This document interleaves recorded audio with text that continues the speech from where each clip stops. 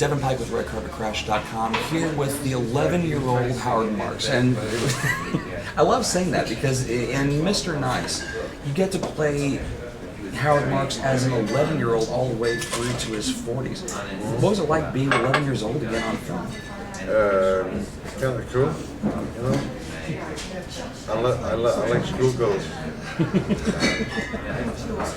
It's great because you had a handle on the material to begin with because you were friends with the Marks family growing up. Yeah, I knew Howard not before he was incarcerated, but kind of towards the end of his incarceration, and when he was released, which I guess now is about 13 to 15 years ago, we're very, very close friends. So yeah, it's kind of a trip playing your friend, I guess. You know, yeah. Great reaction to the film last night out at the Paramount. You've done festivals, you know, obviously all over the world. What's the vibe like at South by Southwest for you? Oh well, you know, South by Southwest, right? Is, you know, I've heard this. I'll be honest. You know, I didn't know there was a film festival here. You know, it's always somewhere that I've wanted to come because of the music. You know, it's kind of in the British psyche. This is where you make it or break it. You know, and the music. So the whole film festival thing was a surprise. You know, and last night a real pleasant surprise. A real kind of supportive audience. You don't have to wear someone else's clothes to show up. You know, it's like down and dirty and rock and roll, and I've had such a brilliant time here. It's fantastic. I'm going to stay on. Oh, you're staying through the music festival? Yeah, man, well? I'm going to get some rock and roll under my belt. Who you out to see this weekend? Well, I'm going to see the Lemmy film tonight. Oh yeah. Who was a hero of mine, you know, who actually was brought up in Wales, same as myself and Howard Marks. Lemmy, when I was a 16-year-old, you know, punk rocker, Lemmy kicked me so hard in the air. I climbed on a stage. Motorhead played a gig in Buckley, which is near where I lived, and I climbed on the stage, and Lemmy kicked me so hard in the ass, I fell back into the mosh pit. So I got to pull him up on that one. That's a badge of honor, though. Yeah, man, that is stripes. I got my rock and roll stripes, full on. Howard, in the 70s, such an iconoclastic guy, and you get to play him for some amazing times. But the great thing that I loved about Bernard was he didn't want to rebuild all the sets from the 70s, and he does it all through green screen. No, I think that's when you suspend your disbelief. I think initially in the film that kind of challenge, I as a spectator, I love it when a filmmaker challenges my perception of that time. And initially it's kind of difficult, you know, that whole stock footage.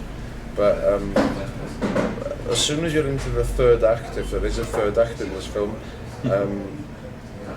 you're totally immersed in it, you know, and just to see, you know, things like Concorde taking off and Studio 54, you know, it really puts you in that time, and you know, these big Hollywood pictures can spend millions on costume and blah blah blah blah blah blah blah blah blah blah blah, you know, and Bernard, you know, where, you know, it's a punk rock film in that sense. It's, you know, we can all make these films, you know, but you just need to... They don't all need to be 3D blockbusters. No, of course not. And I think, you know, you embrace that. You know, you embrace the language of the movie. You know, and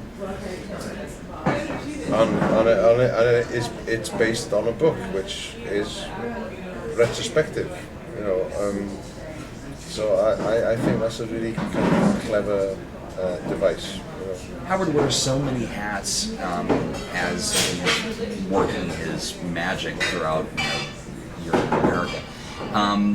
Did you ever get lost in the character itself? Just say, okay, what mode do I need to be in now?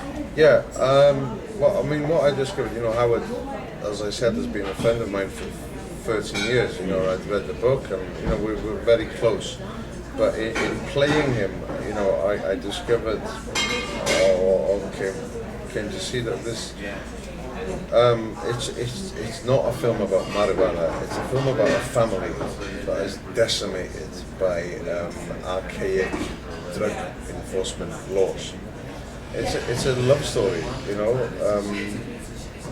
and it's a story about love, and a love that is torn apart. You know, for whatever reason. So I kind of, it was a revelation to me. I got really kind of closer to Howard in playing him than I would have necessarily spending time with him. Because you're a friend of his from the ways back, were you worried that your portrayal would kind of veer off into either impersonation or caricature? No, impersonation wasn't an issue. You know, I mean, for all the things you suspect would be problems, weren't. That's all. You know, it was a luxury. You know, an impression lasts for what, a minute. After a minute, it's not convincing. You know. So you know, it was a case of putting myself in his shoes, if you like. You know, I think that's all is required of you as an actor. You know. Well, plus with as little rehearsal, and I mean zero, from what Chloe was just telling us, you had very little, if any, time to get into that moment before the camera is rolling. No, yeah, it's Bernard works rapido, you know. Muy rapido. Yeah, you know, you just get in there, and I think that's fantastic. You know, if you know what you're doing, it becomes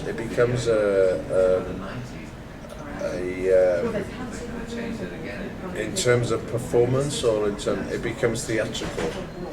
So the moment is precious, and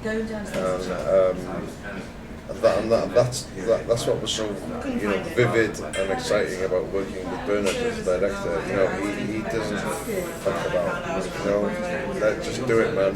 You haven't got a lot of time, so you've got to be ready. You know, you've got to be on the ball. You know. You know, this is not a film, although it might be about smoking pot, but you can't smoke pot and work with Bernard. You can't be a slacker on this one. You got to be on the ball. You got to be on the ball. It's athletic. Massive year for you, not only bringing Mr. Nice out, but also the first installment of Deathly Hallows as well. So just a big year for you overall. Are you ready for all this? Yeah, man. Bring it on. Yeah. So happy you could spend some time with us. Great film last night. The audience has dug it. I absolutely love it. Well, the audience last night was fantastic. You know, it's the first time I've seen it. This was essentially the first public screening, you know, and to have it screened, you know, in America, and to have it so refreshingly received, you know, was a real joy. You know, and it's just been. You know, this is what film festivals should be about. You know, it should be about embracing our endeavours as opposed to rewarding them. And unlike other festivals, you're not slipping on ice trying to get back. No, man, and I actually got to wear my own clothes and not some crazy. So who are you wearing this evening? From Italy. I'm absolutely chuffed to have you, man. Rhys Ifans, thank you very much for spending some time. Cheers, man. Thank you.